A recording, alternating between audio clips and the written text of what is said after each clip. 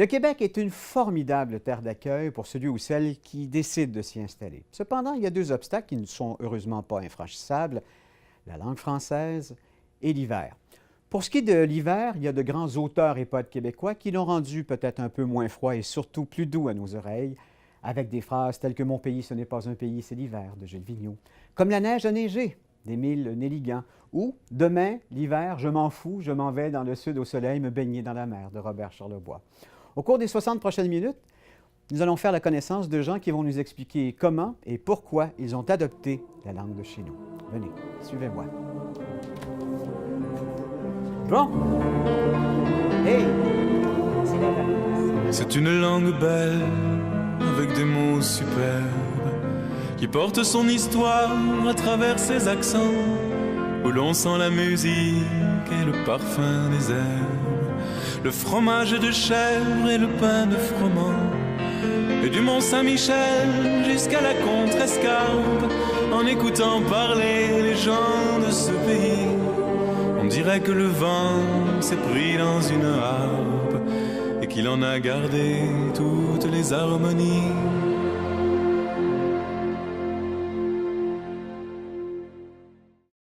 Aujourd'hui, nous sommes avec Madame Carole Charvet, donc je suis vraiment heureuse.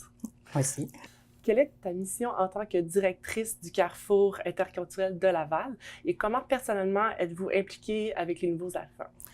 Donc, en fait, en tant que directrice, pour moi, là, c'est vraiment de coordonner les activités du Carrefour. Pour ce qui est de la mission de l'organisme, en fait, c'est d'offrir des services d'aide à l'accueil, à l'établissement et à l'intégration des nouveaux arrivants, dont les réfugiés publics pris en charge par l'État. Et également, on a un deuxième volet qui est de veiller à la sensibilisation, comment je dirais, à la diversité culturelle auprès de la société lavalloise et également de les sensibiliser aux problématiques vécues par les immigrants en général. D'accord. Donc, est-ce que ça vous rapproche de la culture des nouveaux arrivants ou vous avez plus l'impression de partager la culture québécoise? Ben, en fait, je suis immigrante moi-même, installée au Québec depuis assez longtemps pour, comment je dirais, avoir fait la synthèse de ma culture d'origine et également de la culture québécoise, si bien que je distingue plus les, comment je dirais, les deux, je navigue entre les deux. Donc, je connais bien comment je dirais, le parcours auquel est confronté chaque nouvel arrivant, qu'il soit réfugié, travailleur qualifié, etc., pour l'avoir vécu moi-même il y a assez longtemps de cela, oui. Est-ce qu'il arrive qu'il y a des problématiques avec la culture de certains arrivants et la culture un peu enracinée du Québec qui pourrait être un peu... Mais en fait, il n'y a pas de problématique. Un nouvel arrivant doit découvrir toutes les normes auxquelles il n'est pas habitué et auxquelles il pense pas. En fait, il a appris à fonctionner dans sa culture d'origine pour aller, pour scolariser ses enfants, etc. Donc là, il doit tout réapprendre parce que il n'a pas de background. Alors, ben, ça se fait petit à petit. Alors, à chaque nouvel événement de la vie, pour la recherche du travail, c'est tout des codes culturels qu'on doit comprendre, analyser. Puis des fois, ben, au regard de l'expérience qu'on traverse sur le moment, on se dit « Ah, ben voilà, ça fait du sens maintenant parce que c'est comme ça que ça marche. » Pourquoi la langue française est-elle importante pour vous?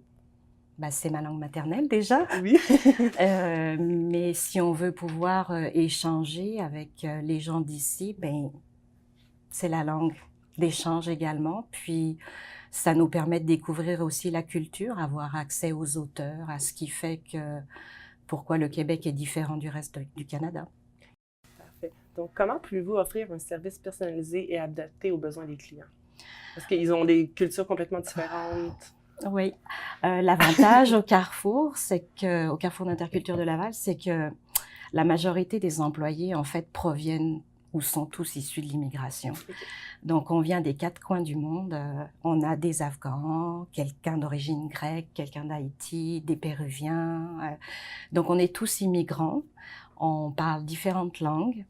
Donc, c'est sûr que pour un nouvel arrivant, soit on a des notions de français ou d'anglais, ou soit on est complètement allophone. Donc, on est on est apte à les desservir dans plusieurs langues, dans une dizaine de langues en fait. Donc c'est rassurant d'avoir la bonne information dans sa langue maternelle parce qu'on n'a pas de repères. Alors c'est un gros avantage. Et merci beaucoup de votre générosité. Puis je pense qu'ils ont un bon modèle puis un bon guide avec vous. Merci beaucoup. Ben, c'est bien d'accueillir les gens, mais en même temps d'avoir les ressources pour qu'ils puissent s'intégrer dans notre culture et dans notre province, et je dirais presque pays. Autour de la table, on va jaser au cours de l'émission avec 3 panélistes qui sont versés dans le sujet, je vous dirais. D'abord, Régent Paquette, ex-retraité du CN, mais amoureux de la langue française, hein, je pense que je peux dire ça. Il y a M. Gaétan Lavoie, qui est réalisateur et auteur. On va d'ailleurs pouvoir parler de votre roman. Et Daniel Moniz, d'origine portugaise, mais qui a été directeur d'école, donc qui a connu toute l'évolution. Et d'ailleurs, je vous ai vu dans un reportage d'une de nos émissions nous parler justement du visage qui a changé, du visage scolaire ici à Laval, avec les nouveaux arrivants, les nouveaux immigrants. Qu'est-ce qui vous interpelle dans ce qu'on vient de voir avec Mme Charvet? Est-ce qu'il y a quelque chose qui vous a interpellé? En fait, oui. Ce que je constate, c'est qu'aujourd'hui, dans les jours actuels, 2019, il y a beaucoup de services qui sont maintenant installés pour accueillir. Ce qui n'était pas le cas au début, ouais, c'est ça. Quand mes parents sont arrivés ici. C'est ça. Où ils devaient vraiment intégrer avec ce qui était là et de trouver des solutions par eux-mêmes. C'est une grosse différence avec aujourd'hui. Parce qu'on s'est aperçu que c'est bien d'accueillir les gens, mais en même temps, si on ne leur donne pas les ressources pour s'intégrer, ils ne s'intégreront jamais. C'est un peu ça aussi, là. Bien, je suis plus ou moins d'accord. Je pense que oui, il y a une forme d'intégration qui peut se faire par des services, mais il y a aussi la volonté de l'être humain qui doit se mélanger. Il doit se mélanger. Et quand on offre trop de services, à mon avis, autour, ça fait en sorte qu'ils n'ont plus vraiment cette obligation-là parce qu'ils peuvent se faire aider par un avocat de leur langue, peuvent se faire aider par un médecin de leur langue et tous les services peuvent être apportés comme ça. Alors qu'à l'époque, mes parents, quand je les prends par exemple, quand ils allaient à l'hôpital, il fallait qu'ils parlent au médecin. Il n'y avait pas le choix, là. Je parle au médecin. Ouais. Je comprends ou je comprends pas. Je me force pour comprendre. Aller à la banque, parler au banquier, c'était une aventure aussi. Aller parler au directeur de l'école pour ses enfants, c'était un autre projet. C'est vrai. Aujourd'hui, puis ça a du bon, là, c'est effectivement très bon qu'on soit capable d'avoir ces services-là autour des gens puis de les amener là. Et Gaétan, vous, qu'est-ce que ça suscite avec... C'est sans doute l'intégration des immigrants, l'idée de leur propager, de bien utiliser la langue française, le plus grand défi que nous avons, en dehors du contexte de la mondialisation et des médias. 30% des gens qui migrent au Québec n'adoptent pas la langue française. Quand on parle de la langue en déclin, on ne parle pas du nombre de personnes qui ne parlent pas le français au Québec. Ça ne varie pas beaucoup. C'est surtout la bilinguisation et le métissage de la langue qui devient un problème majeur. Donc, en utilisant plusieurs langues à la fois, on dénature la nôtre, donc on dénature une façon de communiquer. C'est sans doute le plus grand défi. On est chanceux parce que nous avons beaucoup d'immigrants qui originent des pays africains, donc qui s'expriment en français. Bon, on les choisit d'ailleurs, parce que leur langue première, souvent, c'est le français. Oui, on les choisit plus ou moins. Mais le bon nombre d'immigrants s'en viennent au Québec pensant qu'ils ne sont pas contraints de parler le français parce qu'ils s'imaginent qu'ils s'en viennent au Canada, mais on les comprend, ils sont dans des situations difficiles lorsqu'ils décident d'immigrer. Alors, s'intéresser à ces gens-là, leur donner l'idée de partager notre langue, c'est sans doute le plus grand défi des prochaines années. Bon, comment est-ce qu'on fait justement pour partager notre langue et surtout qu'ils adhèrent à notre culture? J'ai apprécié beaucoup le mot « jaser » en ton introduction, oui. Parce que j'ai un groupe qui s'appelle les Jaseurs boréales. C'est tous des sages entre 80 et 94 ans. Et on fait un échange avec les élèves de l'école Lindsay qui veulent apprendre le français. Donc, ce sont tous des allophones? La plupart, oui. OK. Et puis, notre échange, c'est justement pour les aider à trouver des mots qu'on n'utilise pas couramment. Et puis, ça améliore leur français de base. Et tout le monde est heureux de ça. Et puis, qu'est-ce qui arrive aussi, c'est que je m'aperçois, moi, d'un autre volet, quand je me promène ici au Carrefour Laval, entre autres, là, j'entends beaucoup de la langue anglophone. J'entends le son de la langue anglophone beaucoup. J'espère que ça va s'améliorer. Mais tout ça pour dire qu'à l'école Lindsay, au moins, c'est juste une école anglophone, et qui a à cœur la culture française et la langue française et qui encourage beaucoup ses élèves à l'apprendre. Là, vous venez de toucher quelque chose, c'est-à-dire que pour que le français grandisse, hein, c'est comme une plante, on y va avec la petite pousse. Donc, c'est souvent les enfants qui nous poussent, si on est dans une famille allophone, à parler le français. Oui. Vous l'avez vécu? Moi, je l'ai vécu, oui, effectivement. Quand moi, j'étais enfant et à l'école, ça se passait en français beaucoup avec les amis, et dans le quartier avec les amis, en français aussi. Mais dès que je rentrais à la maison, ça changeait tout de suite pour le portugais. Bien sûr. Parce que la langue maternelle à la maison... Est-ce que ça complexifie l'apprentissage du français? Je pense pas avec le portugais en soi, parce que c'est quand même une langue latine. Oui, c'est vrai. Il y a des ressemblances, il y a des liens potentiels. Peut-être avec d'autres langues, oui, mais pas en ce qui nous concernait, nous, par rapport au portugais. Vraiment, à la maison, ça a été une transition qui s'est faite assez facilement, de parler en portugais à la maison avec mes parents, mais de parler aussi en français avec mes frères dans la maison, parce que nous, on vit en français. Oui. Quand on était avec mes frères à la maison, ça se passait en français avec mes frères. Dès qu'on transitait avec ma mère, mon père, C'est ça. on arrivait à parler en français, en portugais, pardon. On va continuer la discussion au cours de l'émission. Écoutez, on a toute l'émission pour jaser de ça. Hein? C'est un sujet riche. On continue avec la langue de chez nous. Bonjour, Madame Jocelyne Frédéric Gauthier, ça va bien? Bonjour, Madame Florence, ça va très bien, merci. Et pour vous? Ça va très bien, merci. Bienvenue dans nos studios. Alors, vous êtes conseillère municipale du district d'Auteuil, c'est bien ça? Oui, c'est bien ça. Excellent. Et on m'a dit qu'il y avait un nouveau programme pour les immigrants pour faciliter leur intégration. Voulez-vous nous en parler un petit peu? Je vais vous parler un peu, mais par contre, avant de commencer, je voulais faire une rectification. Oui. Je voulais vous dire que ce programme-là existait depuis bien longtemps. À chaque fois qu'il y a un nouveau gouvernement, soit il bonifie ou bien il coupe par-dessus. Alors, le programme concerne à donner beaucoup plus de subventions au ministère de l'Immigration du Québec, ce qu'on appelle MIDI, pour pouvoir faire l'intégration des nouveaux immigrants au Québec, à la société Québec et aussi pour les réfugiés. Ce programme consiste, par exemple, à donner des cours de français pour les jeunes, pour les nouveaux arrivants, afin qu'ils puissent intégrer le marché du travail. Faciliter ceux qui ont des enfants et ceux qui ont des petits-enfants en bas de 12 ans, jusqu'à l'âge de 12 ans, bien entendu. Le gouvernement subventionne, il paie la garderie pour ces gens-là, afin que ces gens-là puissent prendre le cours de français. Et en même temps, on leur donne une petite subvention hebdomadaire pour pouvoir apprendre le français. Il y a des cours qui se donnent 5 jours par semaine, il y a des cours qui donnent les après-midi, il y a des cours qui se donnent la fin de semaine. Et à Montréal, il y en a pas mal, mais à Laval, je pense qu'il y a seulement 3 organismes à Laval qui sont proactifs dans ce développement-là pour aider les nouveaux arrivants. Et eux, ici, c'est quoi les difficultés qu'ils rencontrent à ce moment-là? Mais vous savez, quand quelqu'un s'immigre dans un nouveau pays, c'est un choc. Oui. Le choc peut être dépendamment de la personne. Le choc, on appelle ça un choc culturel en jargon d'immigration, parce que la personne peut rencontrer des embûches. Souvent, il y a des personnes qui rêvent de l'Amérique, ils font des idées, ils pensent en Amérique, tout est facile.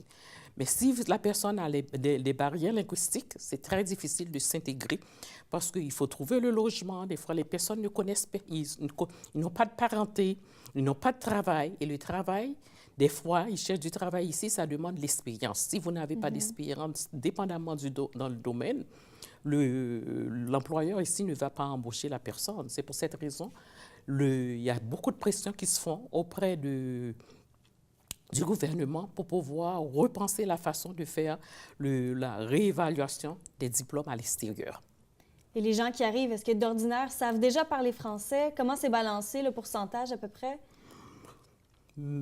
Pour vous dire bien, il y a depuis quelques années, et même que le gouvernement incite les gens qui font une demande pour entrer au Québec de prendre un cours de français dans leur pays. Souvent, il y a des personnes, surtout ceux qui viennent de l'Europe et de l'Est, comme on dit là, ils ont déjà une base. Souvent, ils viennent ici, ils peuvent prendre le cours, le niveau 5, le niveau 4 et 5. Le niveau 4 et 5, ce qui veut dire que ces personnes-là ont déjà une base. C'est juste, par exemple, dans le jargon québécois, comment s'intégrer à la société québécoise, comment chercher du travail. On les aide, par exemple, à préparer leur CV, la façon à s'intégrer à la culture québécoise, comment ils doivent se comporter en entrevue, comment ils doivent prendre l'autobus. Toutes ces affaires-là, par exemple, je trouve que c'est bon. Et ça aide parfois. Il y a des personnes qui arrivent à trouver du travail. Aujourd'hui, j'ai la chance de rencontrer Mme Rabab Marta, qui est responsable des classes de francisation du Carrefour Interculture de Laval. Comment on est venu à venir vivre au Québec? OK. Je suis née au Liban. OK. Je me suis mariée avec quelqu'un d'ici. Mon mari est né ici au Québec. Donc, c'est sûr que je suis venue par la suite ici, m'installer à Laval. On était à Montréal avant, puis on a déménagé à Laval en 2001. J'ai suivi un cours de français au début, à mon arrivée ici, juste pour apprendre l'accent québécois. Oui. Parce que j'avais toujours le problème avec le concierge qui m'a parlé, puis il m'a dit que je ne parle pas le bon français. Donc, j'ai décidé d'aller étudier le français. Il vous a dit que vous ne parliez pas le bon français. Oui, exact. Il a dit, il faut étudier, il faut vraiment apprendre le français du Québec. J'ai dit, OK, Monsieur Guy, je vais aller étudier le français juste pour vous. Donc, je suis allée faire une session. C'était assez pour moi, puis c'est ça. Étant donné que vous êtes responsable de la francisation. Exact, ici, oui. Donc, le français avait une majeure importance pour vous parce que vous avez fait le choix dans le fond, d'enseigner un peu. Moi, j'enseigne pas le français. Okay. Moi, je fais tout ce qui est administratif. OK. OK, donc moi, je reçois les clients, je fais l'inscription, je vois l'étudiant pour voir si c'est un étudiant débutant, intermédiaire. Donc, j'essaie d'évaluer leur niveau pour voir si l'étudiant doit passer un test d'évaluation ou non. Je fais tout ce qui est administratif avec le ministère de l'Immigration. Ce sont des cours offerts par le ministère de l'Immigration. Donc, il faut vraiment un lien entre l'organisme et le ministère. C'est moi le lien. Donc, la personne qui vient ici, on va faire l'inscription, puis on va voir, est-ce que cet étudiant, il a étudié le français avant, ça fait combien de temps? Donc, il y a plusieurs questions à poser. D'abord, est-ce que la personne parle français, oui ou non? Si la personne ne parle pas français, n'a jamais suivi un cours de français, c'est la catégorie, c'est vraiment débutant. On va le placer directement puis donner l'horaire. Si quelqu'un qui a suivi des cours de français ici ou à l'extérieur, parce qu'il y a des personnes qui viennent de leur pays, ils parlent déjà français. Donc, dans ce cas, on fait l'inscription en ligne pour voir si dans leur dossier avec le ministère de l'Immigration, il y a un résultat valide toujours, parce que le résultat, ça dure 2 ans. S'il y a un résultat valide, donc le ministère, ils vont nous indiquer, OK, voilà, cette personne, vous pouvez l'inscrire dans tel niveau. Sinon, ils vont nous envoyer un code et mot de passe, puis demander que la personne passe un test d'évaluation. Oui, exactement. Alors, elle nous a parlé de cours de francisation d'une durée de 2 ans, quand même. Bien évaluer le niveau de connaissance du français, c'est important pour savoir où la personne va aller se situer, dans quel niveau d'apprentissage, et apprendre l'accent du Québec. Je pense que, Gaétan, vous vouliez réagir là-dessus. C'est très intéressant ce que cette dame dit. Il n'y a qu'un seul français, mais il y a plusieurs accents dans plusieurs pays où on s'exprime en français. Et comme dit Dutheil, c'est d'une déclinaison de notre histoire qu'on retrouve jalonnée à travers le monde. Ce qu'on a dit passer au Québec, c'est qu'une langue. La langue française, c'est pas seulement une expression écrite ni une expression verbale, c'est une façon de s'exprimer, d'exprimer notre culture, d'exprimer nos choix, notre façon de penser, le regard qu'on a sur le monde. Les anglophones ne pensent pas de la même manière que les francophones, les Italiens non plus, les Grecs non plus, parce qu'ils sont dans le prisme de leur langue et le prisme de leur pays. Donc, nous, à travers notre accent, à travers nos couleurs, on témoigne de ce que nous sommes et on donne le goût de parler la langue. Alors, quand cette dame dit le français du Québec, c'est très important qu'on ait un français normatif, mais en même temps teinté de nos couleurs. Oui, pour être bien compris, absolument. Qui nous permet de mieux les accueillir, de mieux les comprendre. Puis il y a des mots qui sont chargés d'histoire à travers, parce que le même mot ne veut pas nécessairement dire la même chose. Je donne un exemple. Je vais sûrement vous faire sourire, mais tu sais, Bobino, pour nous autres, c'est le gars qui avait la main dans la bobinette. Tandis que pour un Français, c'est une salle de spectacle. Tu sais, c'est ce genre de choses-là à laquelle il faut s'adapter aussi avec la langue française. Est-ce que vous êtes plutôt confiant de la survie du français ici? Moi, je pense que oui, grâce à la loi 101, entre autres, qu'on devrait remercier ce monsieur-là à tour de bras. Là. Et puis, comme disait monsieur tantôt, faire connaître notre couleur, notre façon de voir, qu'on est vraiment québécois, qu'on n'est pas autre chose que des Québécois. Oui. C'est très bien, ça, d'avoir mentionné ça. Il faut être attirant aussi, hein, pour le nouvel arrivant qui a plein de choses à dompter là, quand il arrive en nouvelle terre. Et la dame, tantôt, disait, dans son rôle d'intégration et d'accueil, il y a une collaboration aussi qui se fait avec les milieux scolaires. Moi, j'ai été directeur d'une école qui s'appelle le Centre Les Berges, qui est un centre d'éducation pour adultes, avec un volet de francisation. Alors, on recevait effectivement des candidats qui nous étaient envoyés par ces gens-là pour qu'on les scolarise. Emploi Québec était associé à ça. Et on essayait d'avoir un créneau assez large pour que les gens qui intègrent les cours puissent avoir un français fonctionnel, québécois, de société. Ouais. Et vous les avez vus, ces enfants qui ne parlaient pas un mot de français, qui, au fur et à mesure, se sont fait des petits amis, ont écouté la télévision. Ben oui, c'est ça, exactement. Que de beaux succès. Parlez-moi de ça. Qu'est-ce que ça crée chez ces enfants-là? En 2000, j'étais directeur d'une école primaire, qui était l'école L'Harmonie à Laval, où, au moment où je suis entré en fonction, il y avait 79 d'allophones dans l'école, avec 53 ou 54 nationalités différentes. Wow! Avec des enseignants de souche québécoise, avec la culture francophone québécoise, et d'attacher tout ça, puis d'en faire un projet, c'était quelque chose. On les recevait au préscolaire, en intégration, kindergarten, on va dire, en bon québécois, donc vraiment maternelle, la maternelle, jusqu'à la 6e. Et là, sortant à la 6e année, qu'on voyait les beaux succès qu'on avait, ces enfants, c'est comme des éponges, hein? Ils sont imprégnés de ce qu'ils vivent à la journée longue. Le problème, c'est quand ils retournent à la maison et qu'on ne le réinvestit pas. Le lendemain, c'est à recommencer. C'est ça. Moi, j'ai vu des enfants quitter l'école au mois de juin en pleurant parce qu'ils avaient un milieu de vie pendant 10 mois et les 2 mois d'été. 2 ou 3 mois d'été, oui. Oups! Ouais. Voilà. Notre culture s'enrichit quand on a des nouveaux arrivants comme ça qui nous arrivent avec leurs us et coutumes. Ah, tout à fait, c'est un privilège. Hein? Le Québec, Montréal surtout, ne serait jamais ce qu'il est dans sa cuisine, dans son théâtre, dans son cinéma, dans sa vie quotidienne, s'il n'y avait pas eu l'immigration. C'est d'un apport absolument primordial. Mais je vais revenir sur la question que vous avez posée à M. Paquette. Est-ce que la langue française est en danger? Elle le sera toujours. Compte tenu du continent sur lequel nous sommes épanouis, le métissage de la langue est l'un des plus grands dangers aussi. Les plus jeunes générations, les milléniaux en particulier, l'utilisent de bonne foi, utilisent beaucoup d'expressions anglaises de bonne foi, sans penser aux dangers qui guettent notre langue. Parce qu'ils n'ont pas eu à vivre ce débat-là, hein, ce débat de société. L'adoption de la Charte de la langue française. Je veux dire, à une certaine époque, on était servi en anglais partout, tandis que maintenant, c'est plus le cas, ou à peu près plus le cas. Ce que je voulais surtout vous dire, c'est qu'il y a une irresponsabilité gouvernementale. Le Parti libéral, depuis 10 ans... On va tomber dans la politique. Non. Je ne voulais pas vraiment, mais je vous laisse aller. On est obligé d'en parler parce que ce sont eux qui dirigent le ministère de l'Éducation, sont eux qui dirigent beaucoup d'institutions, enfin qui supervisent l'application de la loi 101. Personne ne s'en est occupé.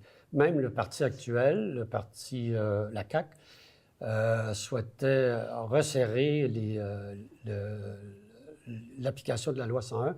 Maintenant, il y a un léger recul. C'est leur responsabilité. Ce n'est pas une honte de s'occuper de ça. Ce n'est pas du nationalisme de s'occuper de ça. S'occuper de notre langue, c'est comme s'occuper de nos enfants, notre nourriture, notre vie quotidienne, notre sécurité. C'est notre façon de communiquer. Donc, il y a un relâchement. Il faut sans cesse être vigilant. OK. Ce n'est pas la faute des jeunes, c'est la faute des institutions qui les entourent. Bon, on pourra continuer, hein, parce que, bon, ça, c'est un angle du sujet. On en aura d'autres au cours de l'émission. On poursuit avec la langue de Chine. Madame Josée Lemieux, Madame Jacqueline Auger, ça va bien? Oui, merci. Bienvenue dans nos studios. Alors, vous faites partie du projet Mes langues, mes livres. Oui. C'est quoi votre rôle exactement dans ce projet-là? Moi, j'ai 2 rôles. Je suis formatrice et aussi agent multiplicateur dans mon milieu. D'accord. Et pour vous, Mme Auger? Moi, je suis agent multiplicateur, puis je fais partie aussi du comité aviseur. Qu'est-ce que ça implique exactement, ces rôles-là? Dans le fond, le projet Mes langues, mes livres, c'est une initiative de la table d'éveil à la lecture et à l'écriture de Laval. Et puis, à partir de cette table-là, il y a un comité aviseur qui a été créé. Et puis, ensemble, c'est ça, on a monté le projet. Et dans ce projet-là, il y a des formations qui sont offertes. Donc, moi, je suis formatrice. Et dans les formations, il y a des agents multiplicateurs qui sont nommés dans différents endroits à Laval, dans différents milieux. Et on est aussi agents multiplicateurs. Donc, on partage la bonne nouvelle dans notre milieu aussi. C'est né d'où, cette idée-là, exactement? C'est né d'un besoin qu'il y avait à Laval? Oui. Bien, suite à regarder la population de Laval, surtout avec l'enquête de l'ECDEM, qui est l'enquête québécoise du développement des enfants à la maternelle. Oui. C'est ça. On s'est rendu compte qu'un enfant sur 2 n'a pas le français comme langue maternelle. Donc, ça devenait vraiment un besoin pour développer ce genre de projet-là. Et vous pensez que ça va vraiment aider beaucoup de gens à valoriser le français dans leur quotidien? Oui, c'est de valoriser le français, mais c'est surtout de s'appuyer, de permettre à l'enfant, dont la langue maternelle n'est pas le français, de quand même pouvoir construire son vocabulaire, ses apprentissages dans sa langue maternelle pour qu'ensuite, il puisse le faire, le transfert en français. Et vous allez dans les écoles, c'est ça? Oui, bien moi, je suis conseillère pédagogique aussi à la Commission scolaire de Laval pour le préscolaire. Donc, tout ce côté allophonie, ça fait partie des dossiers que je travaille. Moi, je suis chargée de projet petite enfance pour Forme ta vie aussi. Donc, dans mon milieu, je rencontre les éducatrices, les intervenantes, mais on offre aussi des ateliers pour les parents. Donc, il y a 2 volets à Mes langues, mes livres. Il y a un volet formation, il y a un volet atelier pour les parents. Et puis, à ce moment-là, c'est d'accueillir des parents, souvent qui sont issus de l'immigration, qui n'ont pas le français comme langue première, puis de leur dire, dans le fond, de leur démontrer que le fait qu'à la maison, par exemple, ils parlent leur langue maternelle, c'est pas un frein à l'apprentissage au français. Au contraire, c'est une richesse. Et puis, quand ils offrent à leur enfant une qualité puis quantité au niveau de la langue maternelle, après ça, ça va être transféré dans l'apprentissage du français. Donc, c'est quelque chose à encourager. Oui. On veut encourager justement le bilinguisme, puis que ce soit vu comme une richesse et non pas comme un obstacle à l'apprentissage du français. Donc, le volet auprès des parents, le volet auprès des intervenants, parce que les intervenantes doivent accueillir les enfants comme de raison, mais doivent collaborer avec les parents. Le parent doit sentir qu'il est accueilli avec sa langue maternelle aussi.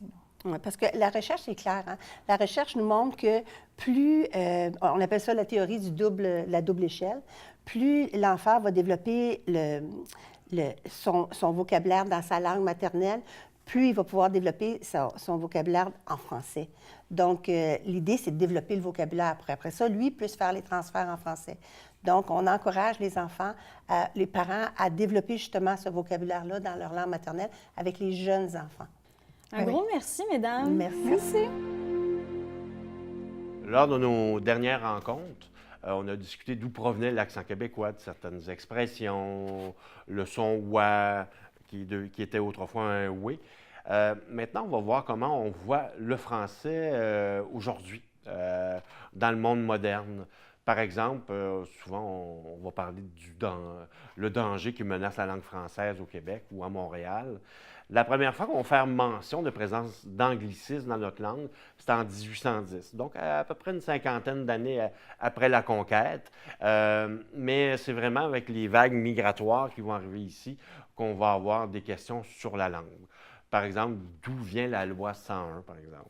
Bien, les communautés culturelles qui arrivent ici vont éventuellement remplacer les communautés d'origine, on pourrait dire, anglaise. Les gens qui sont d'origine anglaise, dans les années 1960, ils commencent à être de moins en moins nombreux, mais l'anglais commence à prendre de plus en plus de place. Alors, d'où ça vient? C'était un signe que, par exemple, les immigrants embrassaient l'anglais plutôt que le français. Ça n'a pas toujours été comme ça.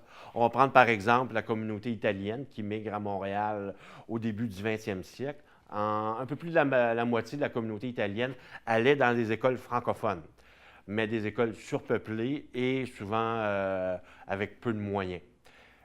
Les Italiens qui viennent après la Seconde Guerre mondiale, c'est vraiment des gens qui vont venir ici, comme les autres générations avant, pour améliorer leur sort. Et les gens qui parlaient le français se retrouvaient dans le bas de l'échelle économique. Alors, ils vont adopter l'anglais dans le parcours scolaire, par exemple. Alors, 60% et plus des Italiens, après la Seconde Guerre mondiale, envoient leurs enfants dans les écoles anglophones. Alors, c'est à partir de ce moment-là qu'il va y avoir une réaction de la société francophone. Alors, on va commencer à penser à des lois linguistiques.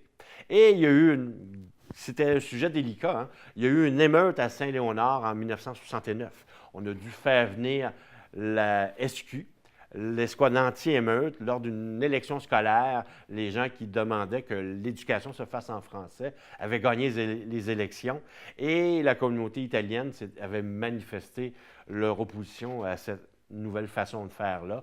Alors, il s'était présenté à des réunions de la commission scolaire et il y a eu de la bagarre, on a dû envoyer des policiers. Et le week-end après, 7 jours après, les ardents défenseurs de la langue française vont manifester au plein cœur d'un quartier italien, Saint-Léonard. Les vitres brisent, les cocktails Molotov, la police est envoyée et le maire de Saint-Léonard, M. Ouellette à l'époque, proclame la loi de l'émeute. Alors, il invoque une loi qui est pour la reine et il dit « Au nom de la reine, je vous ordonne de vous disperser. Que Dieu sauve la reine! » Alors, après, il va falloir régler la loi et l'épineux dossier linguistique. L'Union nationale va tenter de le faire avec le Bill 63, où on offrait grosso modo le libre choix, et le Parti libéral avec la loi 22, qui va proposer que tout le parcours scolaire au début de la scolarité se fasse en français et le plus tard en anglais, et que pour les nouveaux arrivants, ça se fasse dorénavant en français. Et ça va prendre l'arrivée du Parti québécois et la loi 101 en 1977 pour que le parcours scolaire soit fait en français pour tout le monde, sauf pour ceux qui avaient des droits acquis, surtout dans la communauté anglophone. Et en terminant, bien, la communauté italienne, à l'origine, ne voulait pas ne pas se franciser. Elle voulait que la loi s'applique à tout le monde, qu'il n'y ait pas de seconde classe, des citoyens de seconde zone, alors que la loi devait être bonne pour tout le monde. Bonjour Léla, je suis vraiment contente que tu sois venue aujourd'hui pour partager un peu ton cheminement et ce que tu penses de la langue française étant d'origine libanaise. Alors, écoute-moi, pour te raconter un peu mon parcours, je suis née ici, mais c'est mon grand-père qui est venu ici en 1937 parce qu'il était attiré par le français, par le Québec. Mais à ce moment-là, il y avait plus d'anglais, mais il savait qu'au Canada, on parlait français et anglais. Puis, je sais que peut-être que tu ne voulais pas dévoiler ta petite histoire, mais tout à l'heure, tu m'as partagé une petite histoire de comment ton grand-frère, pourquoi la vraie raison, pourquoi ils sont venus ici. Alors, je trouvais ça vraiment intéressant et assez drôle. Alors, j'aimerais, si je m'attendais pas à raconter ça à la télé, mais on va le raconter. Si à l'aise, en fait, la vraie raison, c'est que ma grand-mère, de qui je tiens beaucoup, était très jalouse. Et mon grand-papa était un bel homme séducteur. Et elle a éclaté quand elle voyait trop au casino, au Liban. Et sur la table de roulette, elle a trouvé mon père assis sur la table de roulette à 3 ans. Elle a dit, c'est fini, on s'en va très loin, très, très loin. Ils ont pris le bateau, puis ils sont venus effectivement très loin dans le froid en 1937 au Québec. Alors, le Liban, c'est sûr que je sais qu'au Liban, il y a une grande place pour la langue française, mais tes parents parlaient de base l'arabe. En fait, mon père était là à 3 ans, donc c'est un Québécois. Il a grandi ici dans la langue française et anglaise, mais ma mère était libanaise, mais qui parlait arabe et le français, parce que le Liban, justement, était sous domination, le régime des Français après la Première Guerre mondiale. Donc, au Liban, c'est français et arabe, et c'est pourquoi ils sont venus au Québec. Alors, il y a énormément de Libanais, d'ailleurs, au Québec. Oui, c'est vrai, tout à fait. Ouais. Par contre, on voit de plus en plus des Libanais qui parlent l'anglais et non le français. Ça me surprend toujours un peu parce que je sais qu'effectivement, le Liban était sous domination française. Mais ça semble changer peut-être parce qu'il y a beaucoup de Libanais qui sont sortis, qui ont été en Angleterre. Donc, il y a vraiment les 2 langues officielles au Liban, là, avec l'arabe, français. Mais c'est surtout français, arabe, anglais. Alors, pour tes parents, c'était un choix évident que de montrer à leurs enfants, toi en l'occurrence, de parler français. Oui, c'était fondamental. Et d'ailleurs, ma mère elle a fait beaucoup de théâtre. Je viens d'une famille d'artistes et ils parlaient très bien français. Et j'ai donc bénéficié des 2 langues. Je comprends l'arabe, je parle très bien français, l'anglais par mon père, parce qu'on a fait les écoles françaises, anglaises. C'est important de posséder plusieurs langues. Ah, ça, c'est sûr et certain. Oui. Est-ce que tu trouves qu'on accorde assez d'importance au français au Québec? Oui, de plus en plus, absolument. Puis au Canada? Au Canada aussi, de plus en plus, je trouve. Évidemment, c'est le Québec, c'est le français en premier au Québec, mais je trouve que ça se déroule très bien. À cause de la langue, est-ce que tu dirais que tu es mieux intégré à la culture québécoise? Le fait que tu parles français, ça t'intègre mieux, tu penses? Mais oui, absolument. Moi, je suis d'accord avec toi, là, mais je voulais savoir ta perspective. Absolument. Moi, je me sens québécoise. Même si mes origines sont libanaises, j'appartiens au Québec. C'est mon pays, c'est le Québec. Mais bien sûr, le Liban sont mes origines, mais je suis privilégiée d'avoir les deux pays. Écoute, c'est super. Je suis vraiment contente de t'avoir eu ici aujourd'hui, que tu aies accepté l'invitation. Alors, je te souhaite bonne continuité. Merci beaucoup, Elka. Elle nous a dit qu'elle se sent québécoise. Ça, c'est un sentiment, à un moment donné, qui arrive au fur et à mesure. Elle est, de deuxième génération, si je comprends bien, même de troisième génération. À quel moment est-ce qu'on arrête de se sentir immigrant ici au Québec? Est-ce qu'on l'est toujours, même si on est de deuxième ou troisième génération? Moi, je ne me suis jamais senti immigrant. Moi, je suis né ici de parents portugais. Moi, je suis né ici, j'ai vécu ici. J'ai des amis d'ici. Pour moi, demain matin, on me dit « T'es pas un Québécois ». Je me pose la question « Que suis-je? » Oui, c'est ça. Que suis-je si je ne suis pas Québécois? C'est mon quotidien, c'est ma vie, c'est ma famille, c'est tout en même temps. Ces racines ont poussé dans notre terre, qui est sa terre. C'est une très belle image. Justement, ces racines-là, on fait comment pour les faire pousser, justement? Bien, comme disait M. Lavoie tantôt, là, je veux dire, il ne faut vraiment pas arrêter de défendre notre langue et garder notre couleur québécoise, notre façon de voir, notre façon de penser. Même avec la mondialisation, on parle même d'essayer d'avoir un français normatif, on en a parlé tout à l'heure. La langue, c'est notre personnalité. Oui. C'est comme ça que je le vois. Et puis moi, comme je reviens à mes jeunes de l'école Lindsay tantôt, ils ont tous beaucoup d'intérêt pour la culture française, puis tout ça, puis moi, ça me rassure. Mais il ne faut pas arrêter de la défendre. Puis ils ont tout sous la main, hein? Je veux dire, ne serait-ce que l'Internet, la culture, on en a parlé tout à l'heure. Est-ce que la littérature est un beau véhicule pour transmettre l'amour de la langue française? Absolument. Écoutez, on a de la chance au Québec. On a un instinct de survie qui est peut-être gaulois. Quand les Anglais ont conquis le Canada à l'époque, ils se sont dit, ils sont pas si nombreux, c'est pas important, qui conserve leur langue, leur religion. Nous, on est arrivés il y a 50 ans, on s'est dit, la religion, c'est peut-être moins important, mais la langue, on va la travailler. Et d'Émile Denis-Gand à Félix Leclerc, de Claude Léveillé, jusqu'à Robert Charlebois, en passant par Roger Lemelin, en passant par Marcel Dubé, en passant par Michel Tremblay, on a transmis notre langue et notre goût de la parler à diverses générations. Moi, mon constat, c'est que les jeunes sont séduits par la culture et les expressions culturelles, le théâtre, le cinéma, la chanson, sont des endroits où ils peuvent s'intéresser à la langue. Ce n'est pas à la maison. C'est tout à fait normal qu'à la maison, on ait le goût de parler arabe ou grec ou polonais. On se retrouve dans son espace. Mais dans le reste de la cité, on s'intègre à une langue commune. On s'y retrouve. Et si vous observez le phénomène des rappeurs au Québec, ils sont de toute origine. C'est vrai. Avec tous les accents. Puis d'ailleurs, le slam, c'est une belle façon de donner le goût de la langue française aux jeunes. C'est de la poésie chantée, d'une certaine façon. Comme au 17e siècle, on chante dans la rue, on lisait les journaux comme ça à l'époque. Les slameurs racontent leur histoire à travers leurs chansons.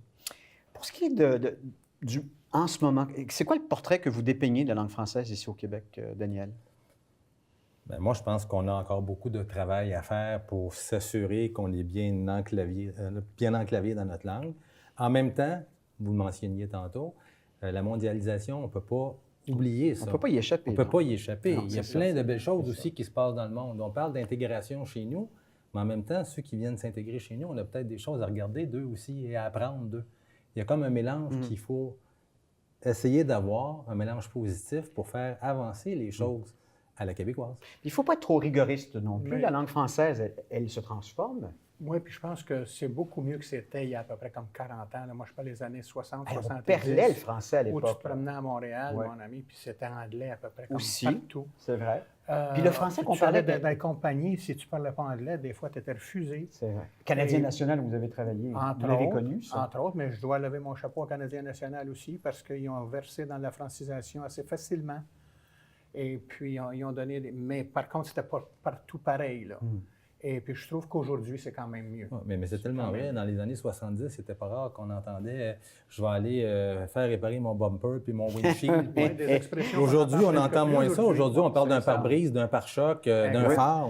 Même qu'on fait un peu, je vous dirais, office de phare au reste de la francophonie parce qu'on francise des mots qu'on utilise couramment en anglais. Pour tenter une réponse à votre question sur la mondialisation, on est dans un mouvement global majeur.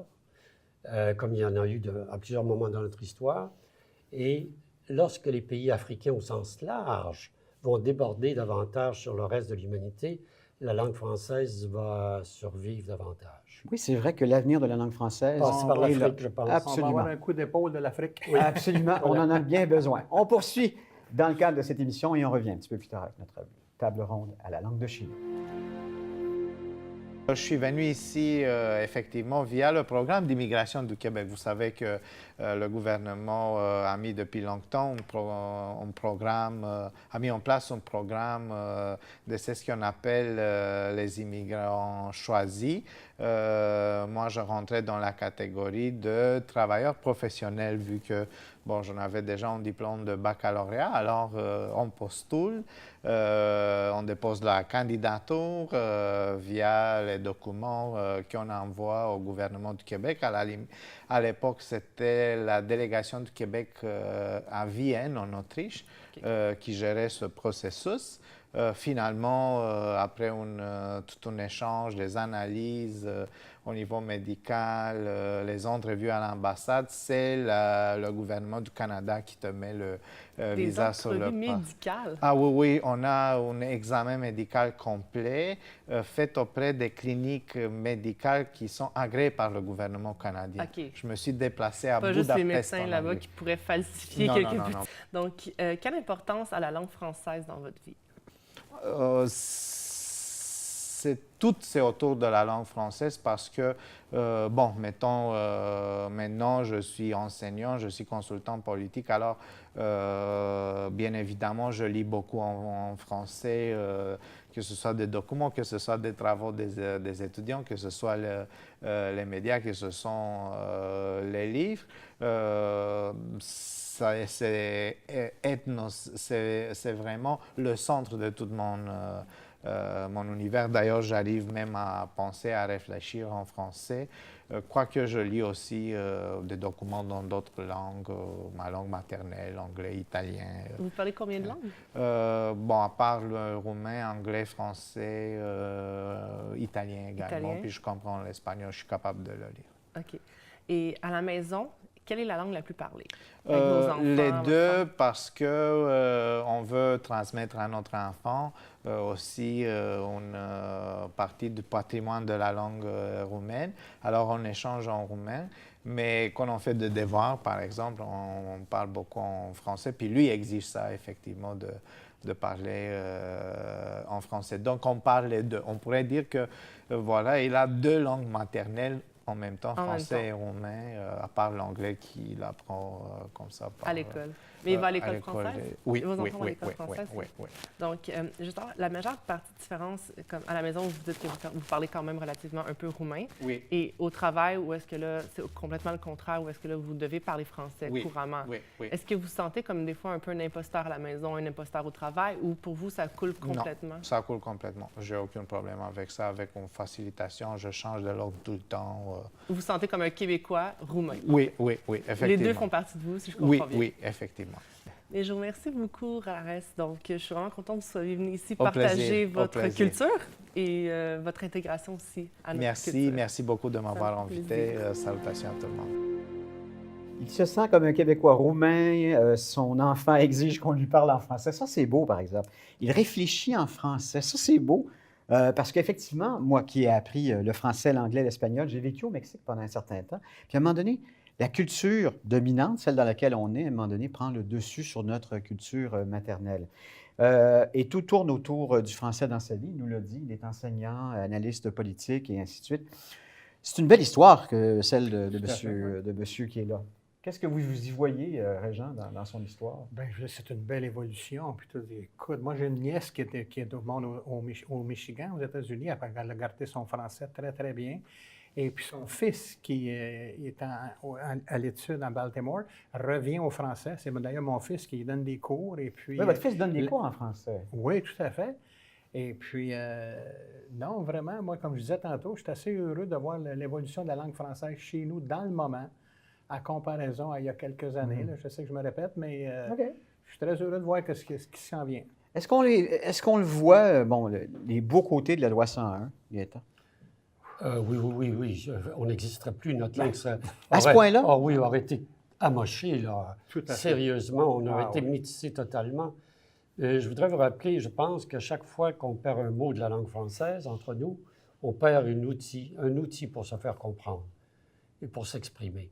Et pour paraphraser Dutheil, la langue, ces mots-là nous permettent de vivre en harmonie et de communiquer avec les autres sur un code de langage commun. Les enfants que vous avez éduqués dans vos écoles, ils n'étaient pas au courant de la loi 101. Leurs parents peut-être, mais pas eux. Non, ils ont été baignés de toute façon dans un milieu francophone. Et pour eux, une fois à l'école, une fois dans la communauté, ça se passe avec les amis, ça se passe avec les enseignants, ça se passe avec les voisins. Comme moi, quand j'étais petit, ça s'est passé de cette façon-là. Et on est baigné là-dedans. On utilise le français, puis on vit en français, on pense en français, effectivement. Et on vit la langue. On la vit. C'est pas juste de prononcer quelques mots ici et là. On vit la langue. On se met à réfléchir comme ça doit être dit, comment ça doit être réalisé. Ça devient naturel.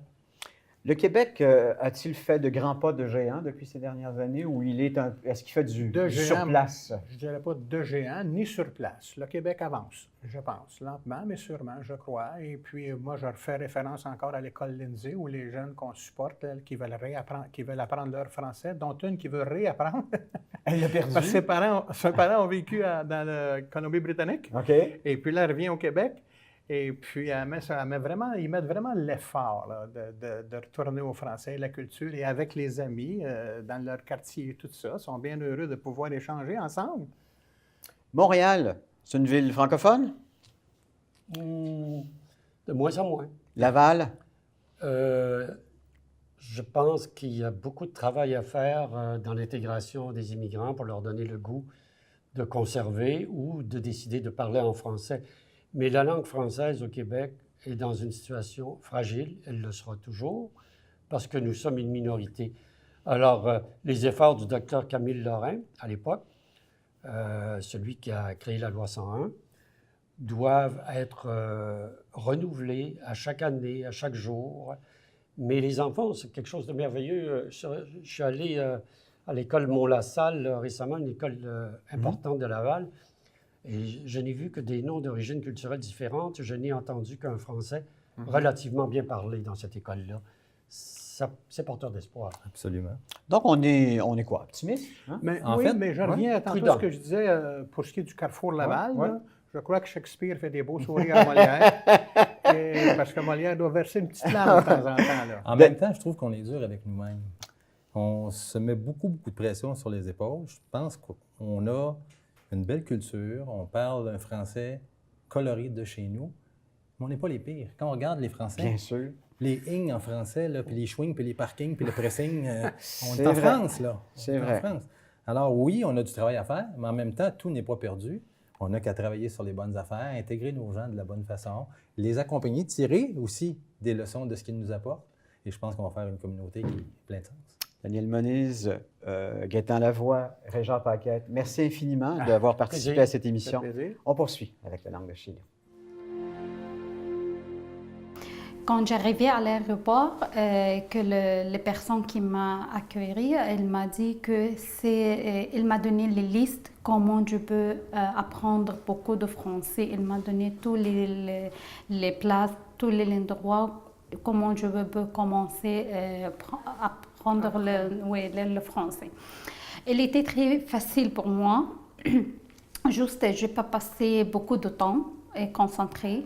Et maintenant, je peux parler français et j'ai trouvé du travail au Québec. Maintenant, je suis très fière de devenir québécoise. Voilà qui conclut notre série de 3 émissions qui avait pour nom La langue de chez nous. Comme vous le voyez, Nous avons les bras grands ouverts. Il ne vous reste plus maintenant, si vous êtes un peu indécis, à embrasser notre culture. En terminant, j'aimerais remercier infiniment Yves Dutheil qui a non seulement accepté que l'on appelle cette émission du titre de sa fameuse chanson, il nous a accordé aussi une entrevue et il nous a donné, en quelque sorte, le fil conducteur pour vous transmettre ce goût de la langue de chez nous. En terminant, comme ça a été le cas dans les 2 autres émissions, voici un extrait de cet entretien que j'ai eu avec lui. En vous remerciant, voici Yves Dutheil.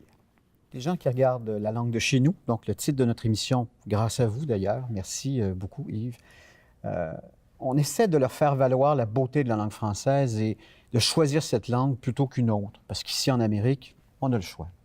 Qu'est-ce que vous leur diriez par rapport à la langue française? Pourquoi est-ce qu'on devrait adopter la langue française? Parce que c'est une langue très difficile. Je ne militerai pas forcément pour une langue au détriment d'une autre. Je pense que par affinité, chacun peut aller vers quelque chose qui lui rappelle ses origines.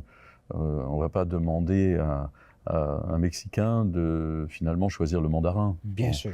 Lui, il va choisir une langue hispanique.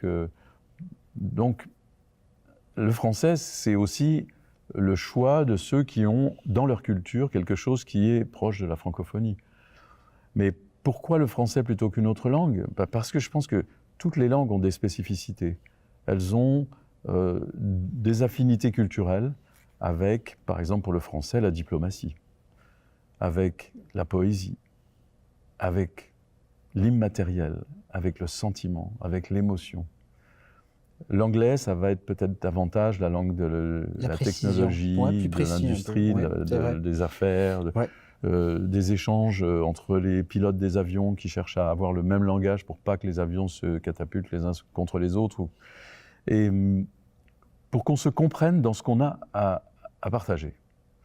Alors, ce qu'on a à partager, nous, les francophones, c'est l'amour d'une langue, d'une richesse incomparable, avec une histoire, avec une culture extrêmement ancienne, qui est le fruit d'une complicité de lieux, d'époques et d'évolution.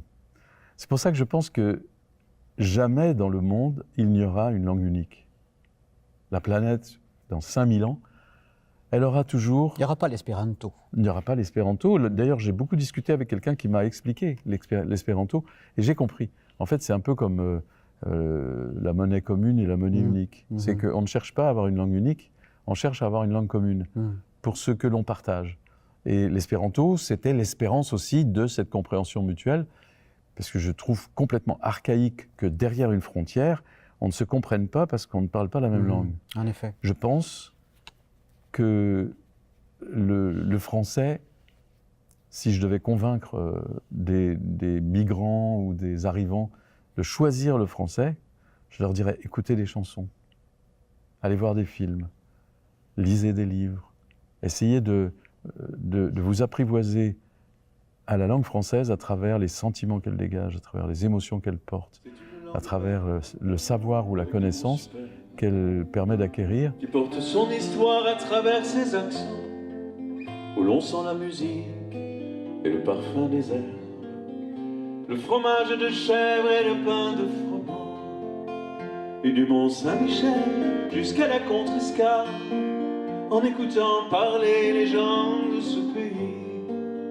on dirait que le vent s'est pris dans une harpe et qu'il en a gardé toutes les harmonies.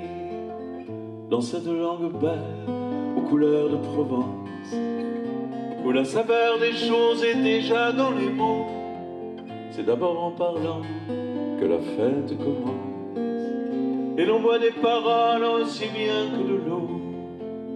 Les voix ressemblent au cours des fleuves et des rivières, elles répondent aux méandres, au vent dans les roseaux, parfois même au torrent qui charrie du tonnerre, en polissant les pierres sur le bord des ruisseaux.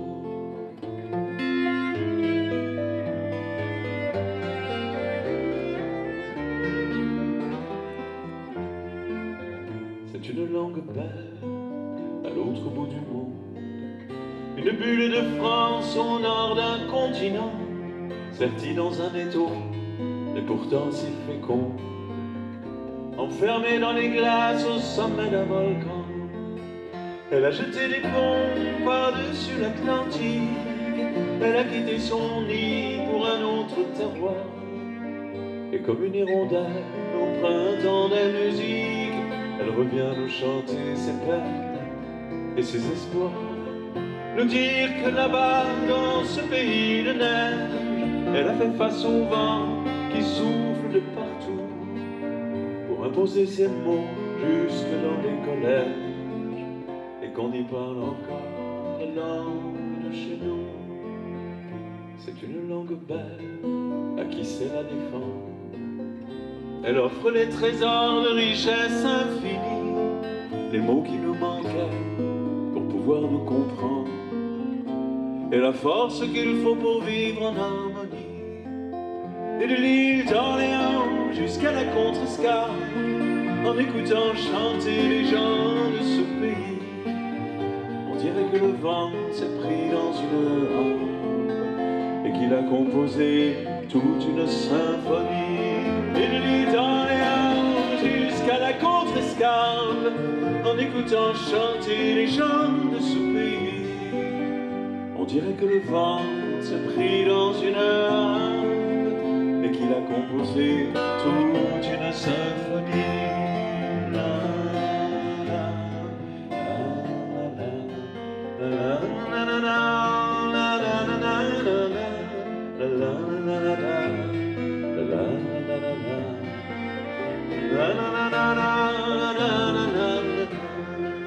Et de l'île d'Orléans jusqu'à la Contrescarpe, en écoutant chanter les gens de ce pays, on dirait que le vent s'est pris dans une harpe et qu'il a composé toute une symphonie.